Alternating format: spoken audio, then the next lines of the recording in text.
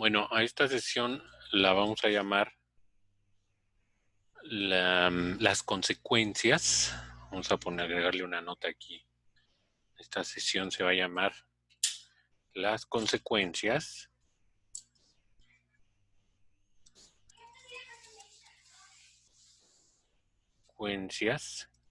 de las anomalías valvulares del corazón,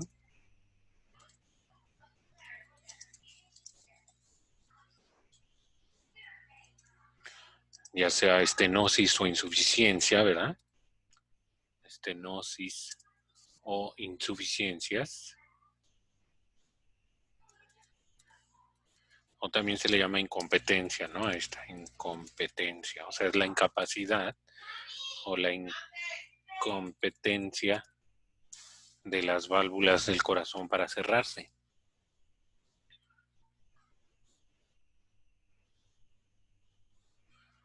¿Cuáles son las consecuencias, digamos, físicas, ¿no?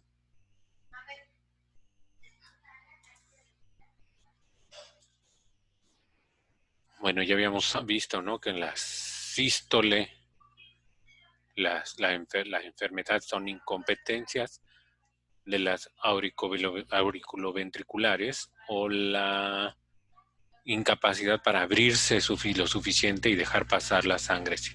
Acuérdense que todas estas turbulencias que provoca la sangre son los soplos cardíacos, ¿no? Esto es lo que sucede en la sístole.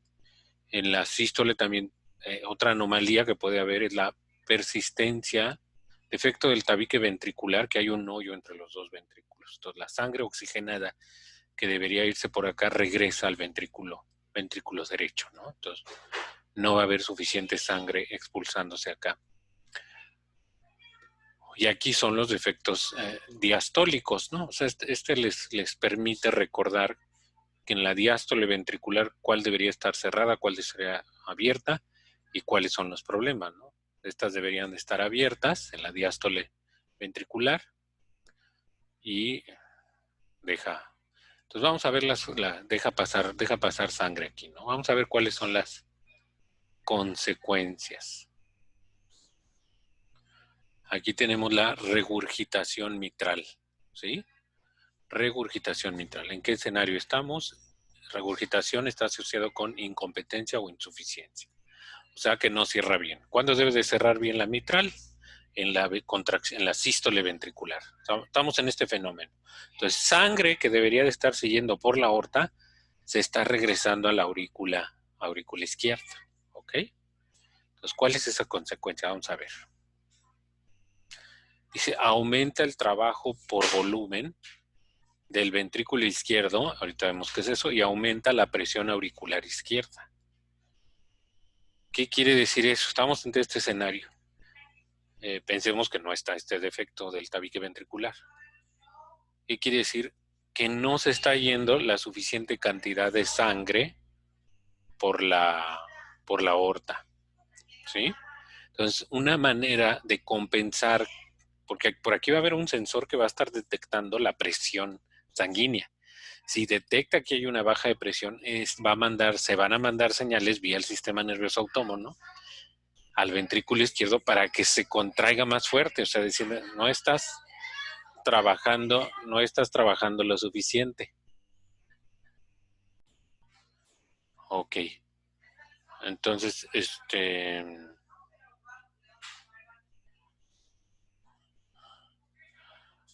este tiene que trabajar más porque no está mandando suficiente. Además, se está regresando la sangre aquí a la aurícula, ¿no? Entonces aumenta la presión en la aurícula izquierda, ¿no? Porque se le regresa sangre que él ya mandó, que la aurícula ya mandó acá, pero porque esta no cierra bien, se está regresando. Vamos a seguir qué otra consecuencia hay. Hay hipertrofia del ventrículo izquierdo, ¿no? Acuérdense que hay una señal que le está diciendo al ventrículo. La señal no sabe por qué es el problema. La señal lo único que le dice al ventrículo izquierdo es acá, que hay un sensor de presión, no se detecta suficiente sangre, así es que trabaja más. Entonces, hay una hipertrofia del ventrículo izquierdo, de las paredes musculares del ventrículo izquierdo. Y la otra es que Decía, aumenta la presión pulmonar. ¿Por qué aumenta la presión pulmonar? Porque va a haber un tráfico de sangre, ¿sí? En la medida que la sangre regresa aquí, regresa hacia acá, se incrementa la presión acá. Y eso ocasiona un retraso en la entrada de sangre aquí. O se va acumulando sangre más bien, ¿no? Ya no es la misma cantidad de sangre que debe fluir, se va acumulando, se retrasa aquí, se retrasa en este punto, y al final el retraso, acuérdense que esto viene de los capilares pulmonares, al final este retraso se va a ver reflejado a nivel de los pulmones, a nivel de los capilares. Ahí se va a ver reflejado ese retraso y va a incrementarse la presión sanguínea a nivel de los capilares pulmonares. O sea, esto es igual a que se va a incrementar, algo que ya ustedes conocen, la presión hidrostática del lado venoso. Algo está impidiendo de las venas pulmonares que regrese esa sangre al corazón, ¿no? Y esto es lo que está impidiendo. Hay tráfico, hay tráfico, hay tráfico. Y eso se refleja en los capilares, en los capilares. Y eso va a ocasionarnos lo que ya vimos anteriormente, el edema pulmonar. El edema pulmonar. Hay una acumulación de sangre anormal que retrasa todo el flujo de regreso al corazón y que ese retraso se va a ver reflejado secuencialmente hacia atrás hasta llegar a los capilares venosos. O sea, ¿dónde está sucediendo esto?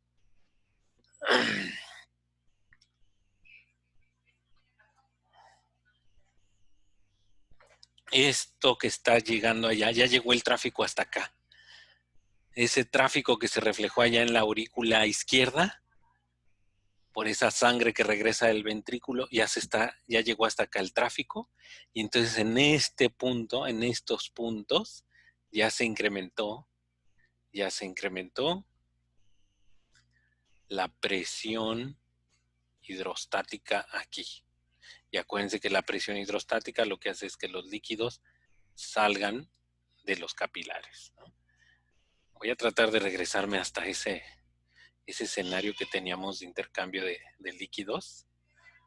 No, voy a abrir una. Acá está. O sea, bajo qué escenario estaríamos es lo que les voy a mostrar aquí.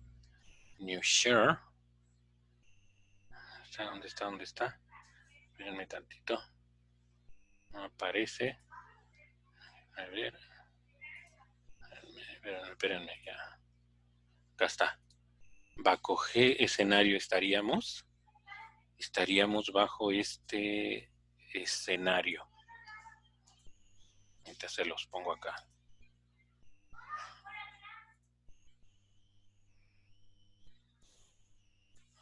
¿Dónde está? ¿Es este?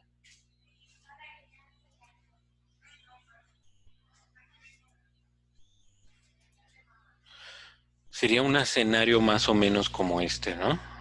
Déjenme. Bueno, lo voy a dejar ahorita.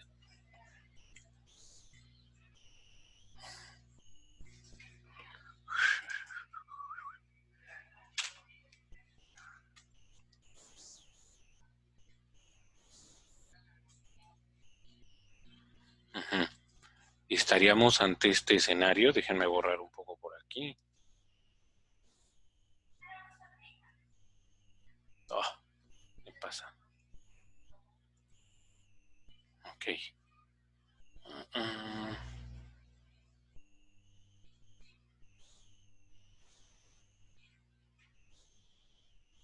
Ay, ¿por qué no?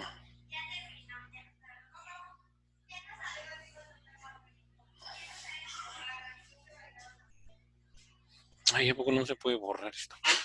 A ver, me voy a tardar un poquito más aquí. En Show. Sí, es que ya esto es del... Aquí lo voy a borrar. Cut. Genial, regresamos a la presentación.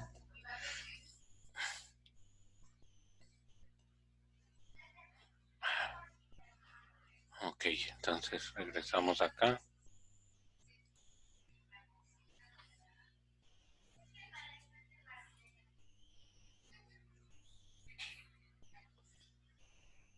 Ok, Entonces estamos hasta ese escenario. No es que esté obstruido el retorno venoso, el retorno del capilar venoso, pero sí algo está incrementando la presión hidrostática a este nivel. Recuerden que aquí, de este lado aquí, la presión hidrostática a este otro lado debería de haber descendido por todo el agua y todos los líquidos que salen de los capilares, debería de... Y así sucedió. Lo que pasa que empieza a haber un retraso aquí en el regreso. ¿Por qué? Ya decíamos, porque el ventrículo está regresando sangre a la aurícula izquierda. La aurícula izquierda que recibe sangre de los pulmones vía las venas pulmonares, ¿verdad? Entonces ese retraso hace que se incremente, que en vez de que caiga esto, se mantenga esa presión sanguínea. Presión hidrostática, entonces la presión osmótica coloidal, que se mantiene más o menos igual,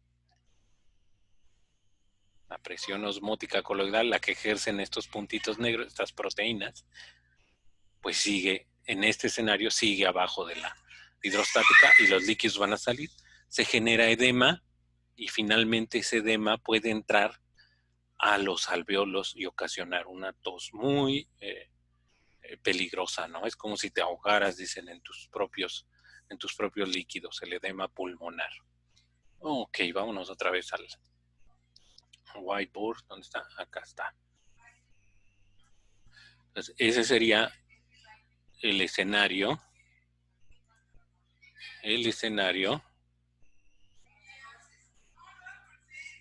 en la regurgitación mitral, ¿no? O sea, esto, aparte del ruido que ocasiona, va a generar una consecuencia fisiológica, patológica, a nivel de los pulmones. Vamos a ver, este no es de las válvulas, pero también pero también tiene que ver con este tipo de patologías, ¿no? Prevalencia del conducto. Es esto, ¿no? Prevalencia del conducto. Otra vez es casi la misma situación, ¿no? En vez de que la sangre se vaya aquí a las... Pensemos incluso que no hay estenosis, ¿no? Que la sangre fluye bien y bonito. Pero aquí está el problema. En vez de que la sangre se vaya a la circulación general, abastecer los tejidos del cuerpo, prevalece un conducto que sí existe en la circulación fetal, pero unos meses, un par de meses, no recuerdo exactamente cuánto, antes del nacimiento, desaparece este conducto. En la circulación fetal es bueno que esté este conducto, ¿no? Porque la sangre se oxigena en los pulmones de la madre, ¿no? No está dependiendo de la oxigenación pulmonar. Bueno, este conducto, fíjense, es una comunicación entre la aorta y la arteria pulmonar. Esta arteria pulmonar, acuérdense, lleva sangre desoxigenada, ¿no? Rica en dióxido de carbono. Entonces, el problema es que acá, si aquí van a ir, por decir, 20 mililitros de sangre en cada latido, por este conducto se puede incrementar, no sé, a 35 mililitros. Quiere decir que se espera mucho, los pulmones van a estar recibiendo una gran cantidad de sangre. La otra es que acá no se va a registrar la suficiente cantidad de sangre. El receptor que está monitoreando aquí la presión sanguínea dice, no está llegando suficiente porque se está desviando y está regresando, ¿no? Entonces vamos a ver las consecuencias. Dice, otra vez, similar a esto, va a incrementarse el trabajo por volumen del ventrículo izquierdo, va a haber hipertrofia de ese ventrículo. Acuérdense que hipertrofia es como si se pusiera así fortachón el ventrículo. Y el corazón, su función depende de un corazón bastante ágil, ¿no? Que se contraiga y se relaje, sístole y diástole, sístole y diástole. Y acuérdense cómo se ven las personas así muy fortachonas, con hipertrofia muscular, pues no se ven precisamente ágiles. Así es que esto tampoco conviene. El que se ponga fuerte ese músculo y grandote no conviene, ¿eh? Va a incrementarse otra vez la presión arterial pulmonar, porque le llega más sangre de la que normalmente debería, y puede conducir eso otra vez a un edema pulmonar. Ahora esta presión se incrementa, si nos regresamos acá se incrementa, pero del lado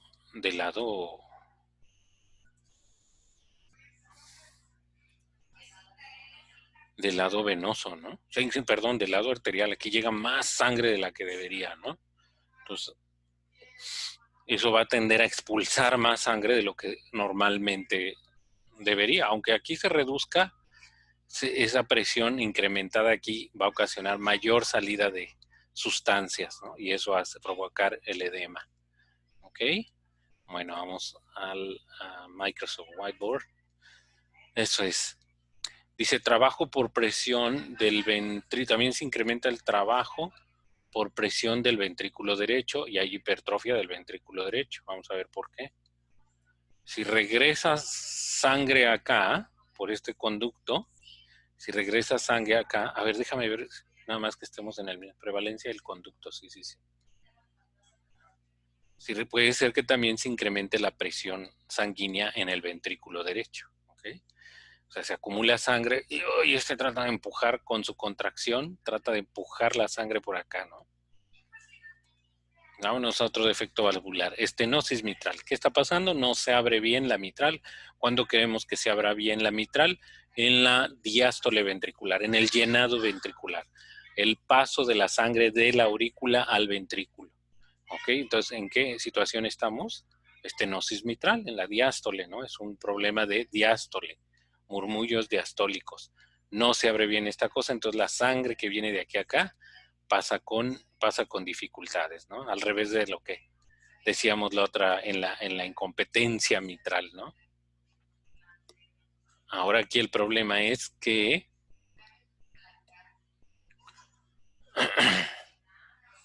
la sangre que debería irse por acá no está pasando toda porque el conducto, aparte que está generándose la turbulencia aquí, el soplo, también disminuye la cantidad de sangre que pasa al ventrículo izquierdo, ¿ok?